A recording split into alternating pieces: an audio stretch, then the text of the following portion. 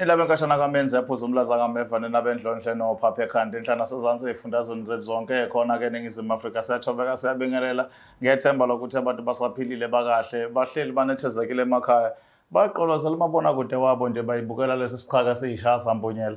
Ngiyabingelela ngani zakho igama lami King Sicaka ngokaluqa le-Black Life TV igama lohlelo-ke izimpande ezama-Afrika. Njengenjwayelo sixoxa iy'ndaba ey'thu sabantu, sixoxa iy'ndaba ey'letha abantu eduze nekhamera yabo babuke ukuthi ingabe kwenzakalani lapha kwa-Black Life. Sesifikile-ke thina esiqalaza sibuye nodaba lunjengoba lunjalo. Asike nodabeni siza ukuthi ngabe kwenzakalani. Siyacela uqhubeke usubscribe, ulike, ucommente, ube ingxenye nje yomndeni ohlala unethezekile, ukhululekile, ufundisana, uqeqeshana, ululekana ngakho konke. Asike nodabeni siza ukuthi engabe namhlanje siphi lesi sigaxa esisilethelwe sizokhuluma ngaso. Mntakababa, asibingelele.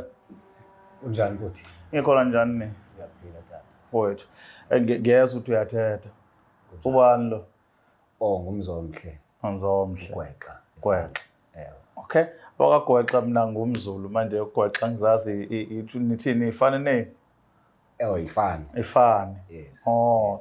Intoni? Ikona lento Ifani sisibongo. Sisibongo. Yes. Oh. Then isithakazelo ngapha ngakuthi kuye kuthiwe like i-clan name. Oh. So isithakazelo ngapha sisibongo. Sisibongo. Ukuzibonga. Ukuzibonga ifane le. No, ukuzibonga Isithakazelo. isithakazelo ukubonga abantu abangasekhoyo abavusa ngomoya. Okay, uba mention abonke ukuthi ngizalo ubani, yazale bani, bese kuba yizona izibongo ke lezo.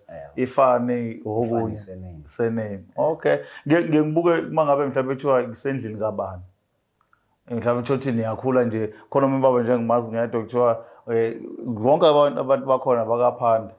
Nalo ngibuzo why uPhanda kuthiwa hayi omunye womkhulu bakhona.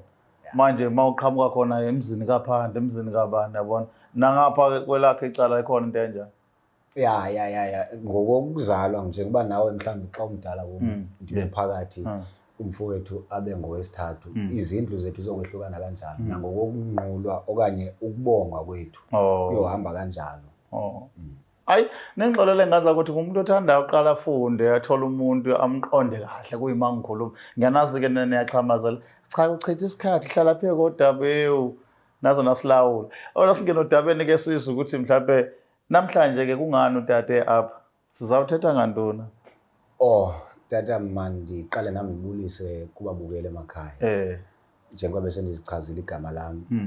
Ndingathi wena tata into endizise lapha ukubona uba indlela abantu asebeze ngayo kuwe.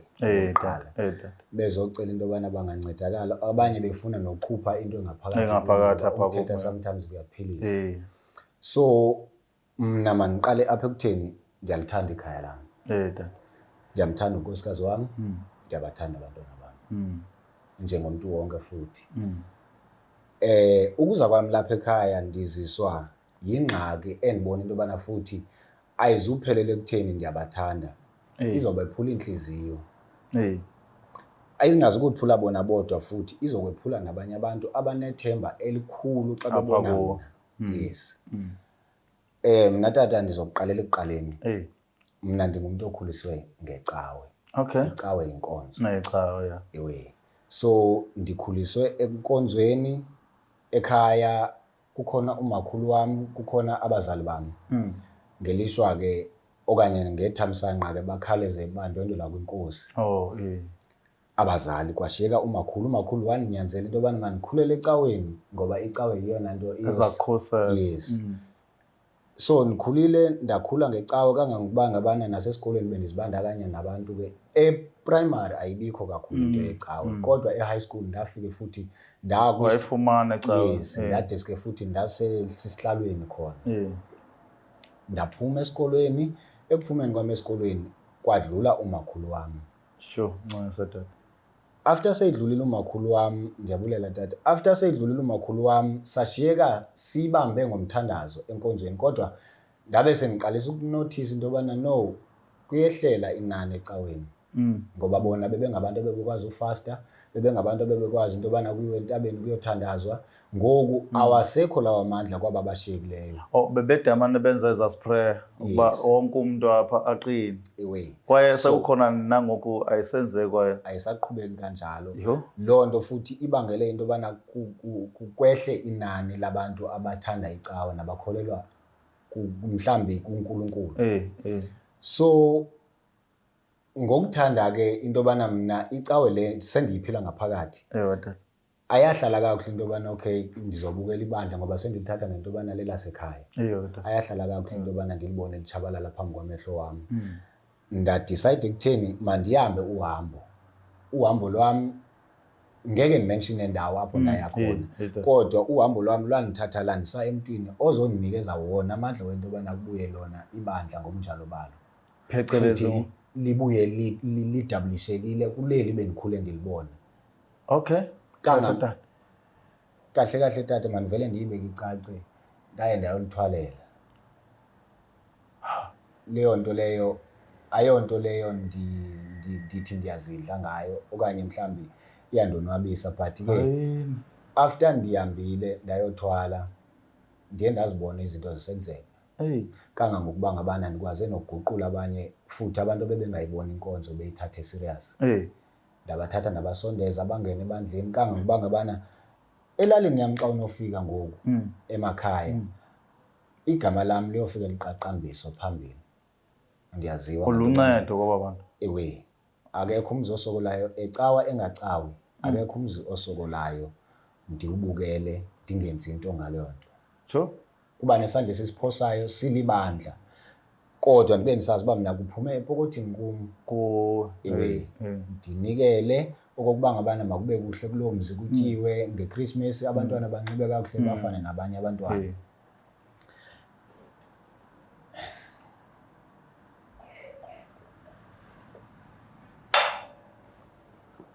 Ingxaki ikhona tata. Intoni ingxaki tata ngoba kukhangelela sengathi umuntu oluncedo kwaba bantu abasecaweni lakho.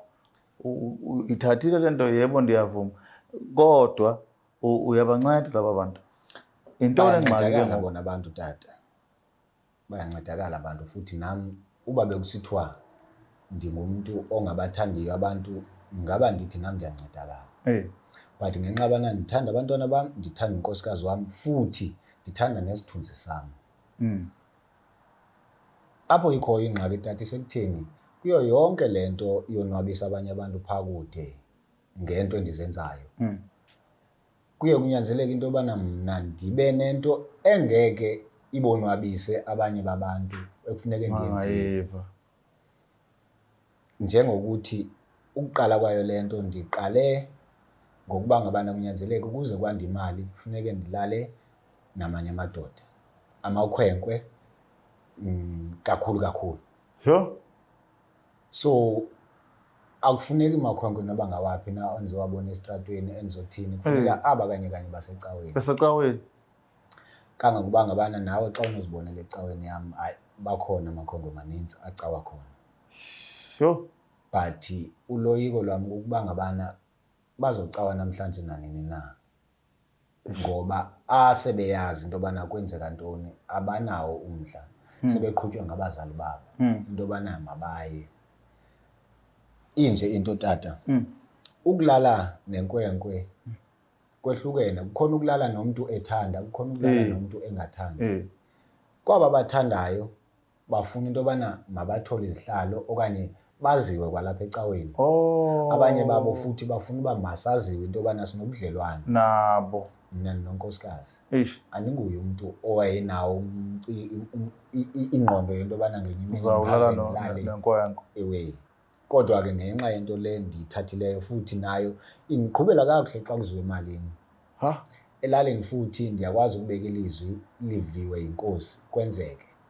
Inkosi le iphethe umhlaba wethu. Ingxaki sekutheni sebezame kaninzi aba bangathandiyo ukuyoyimangala leyo nto emapoliseni, bafike basibeka istory, but ndinabo nabantu endincokola nabo kwasemapoliseni abakwazi into yobana bandifowunele bandixelele into yobana kufike into emile kuluhlobo olukanje nakanje nakanje. So ndithini na ngaleyo nto mna? kunyanzeleka ukuba mandiphinde ndithathe yona le mali ndiphinde ndinikise ubribe pha ewe. So leyo nto leyo angeke ndincede namhlanje nangomso nangalamini okungunaphakade ngoba kuzodeske kuhambe bave nabo into yobana mhlawumbi ikhona indawo ekuthiwa mhlawumbi i-Black Life avele umuntu abhalele lapha angazizeli ngenxa yokoyikela impilo yakhe abhalele kuwe ibe seyi-exposeka ke ngoba icawe yaziwa igama layo ndiyaziwa igama lami ekuhlaleni so mhla kuvela lento kuyokwehla nethemba ebantwini into yobana kahle kahle uThixo into ekhoyo mhlawumbi lapha nakonkosi bahlole ebantwini abaninzi ngoba emapoliseni kumnandi kuyabhataleka enkosini xa ufike kusithiwa okay ikhaya elithile likhala ngenhlupheko ekolihlobo nohlobo xa kuthiwa kudingeka kwenziwa komgwaqo ndiye ndincedise nami so inkosi ifana nento yobana nayo ikufutshane nangoko lami icala but ke ngokukhona into ezisi-social media ongeke uzivale indawo ziyaqhubeka zona so uloyiko lami lusekutheni mhla yavela leyo nto ndiyawuqale ndiluze unkosikazi wami ndiluze ithemba ebantwaneni into yobana ndandike ndaba nguye utata kuqala kubuye kuziwe ekuhlaleni andiyazi ke ngoba kweentsuku zikhoyo ngoku umuntu uyatshiswa utshiswe nendlu ukubanjwa konoku yinto endingabuye ndiyicinge ngoba kukhona abantu endihlobene nabo phambili xa usenemali uyakwazi ukwenza yonke into but ilapha ekutheni aba ndilala nabo bengafuni bona kukhona into abazoyenza engaba serious ngoba akekho athule emveni kuba kwenzeke leyo nto even nalapha kumzi yangena i-SMS mhlambe abhala umntwana athi abadingi imali abasayifuni le mali mina ndibanika yona but bakhala ngento yobana ingathi ngoku ndiyabexutha ubudoda babo akasazifili eyindoda epheleleyo after ndimenzele ngoku nakum kwelinye icala iyathi into yobana okay njengomuntu khona xa ungumuntu ungathatha le nto kodwa likhona icala eliphilayo likhona elinye icala futhi elizobuye libe sesisilwanyana osithathileyo so kukhona le part ibuye ivele kumethi ndirongo but ke xa uyithathile into uyithathile akunamba ukuza kwami apha if ngaba khona nasebabukelini mhlawumbe umuntu ongaba noncedo okanye indawo mina I'm willing to pay ndingaya lapho noba kuthiwa mhlawumbe ndizawuhlala ixesha elingakanani tata kangangokuba ngabana sendenele ngoku imake tata ngoba ukhuluma kanjalo if ever kungafika umuntu athi tata ndiza kunceda kwaye ndizawuthi shintsha esisithwala uthathe esinye hey isithwalo noba ungasithatha sinjani nesinjani ndicinga uba noba siyafana andiqondi obana sikhona esingcono kunesinye ngeke ndikwazi uba savuma into ethetha ukuthi kuyophela ibandla ngoku into ezokwenzeka naba bantu ade bedla ngawe nempilo yami nabantwana bami impilo abayiphilayo uloyiko kuba ngabana abakagqibi ukufunda ke bona so kusho ukuthi le mali bafunda ngayo kwizikolo eziphezulu koqale kwehle isithunzi kubo ngoba bazozithemba xa bezobuya bazofunda phelalini futhi kaloku elalini akufihlwa nto uyaxelela into yobana utata wakho uyile nto nale kuyophinde kuvele nomnye umntwana futhi esithi mna ndiyakuzonda mntwana ndini ngoba utata wakho wandenza so zininzi izinto endizoyikelayo andisoyikela impilo yami kuphela so ukuthatha esinye isithwalo ngeke kundincede instead kuzokwandisa ezi sezikhona ingxaki and ke ngoku mna noba ndingathi ndiyatshintsha ndiya kwenye indawo bazoshiyeka bethula iplatform yento yobana mhlawumbi bafikelele kwiindawo ezikanje bezothetha ngoku yile nto ndithi mandize kuqala kwenze into yobana nam ngaphakathi ndibe khona laa nto ithi ndizamile noko ukuyiveza into yobana noko iyanditya le nto ngoba kaloku abanye abayithandayo futhi nabo abayithandayo abavele bangamakhwenkwe abayezaziyo into yobana okay bakhetha ubulili obuthile nabo banezinto abazifunayo bamazenzeke kanje ngento yobana mhlawumbi omnye uzofuna into yobana masibone sihamba sobabini mhlawumbi nasedolophini njengokukhethekileyo thina sobabini okanye afuna into yobana makufotwe mna nje ndingumntu ongayithandiyo kwayinto yekhamera ongayithandiyo nento yefowuni so ke bona ke yayazi into yobana abantu ulutsha kakhulu phila kwi-social media obviously social media so uloyiko lwami luninzi kwelo cala tata asibonge isikhathi ukuthi ufike nje uzosidalulela udaba kanje sithemba ukuthi mhlawumbe nababukela bekhaya bazilekelela ukuthi usizakale uphume kulamanyala ophila kuwona unkosikazi wakho angawazi nomphakathi ongawazi even nenkosi yendawo ekwethembile engawazi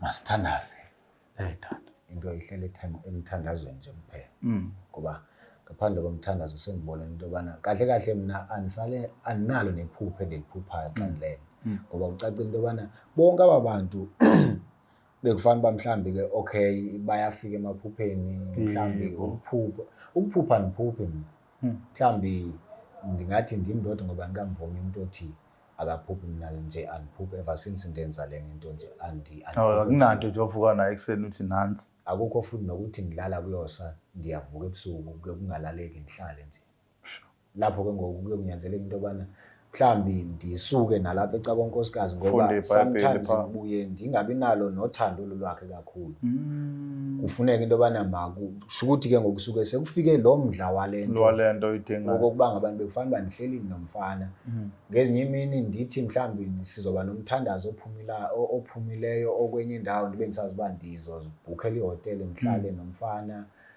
akumnandanga kum but kuyanyanzeleka ukuze kuqhubeke ibandla. Sibonga kakhulu tata. Ngiyabulela tata.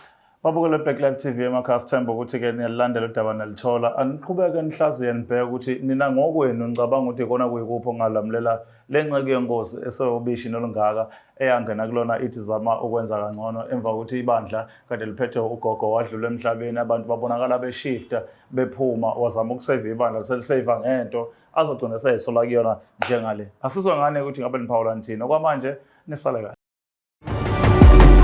The Black Live TV.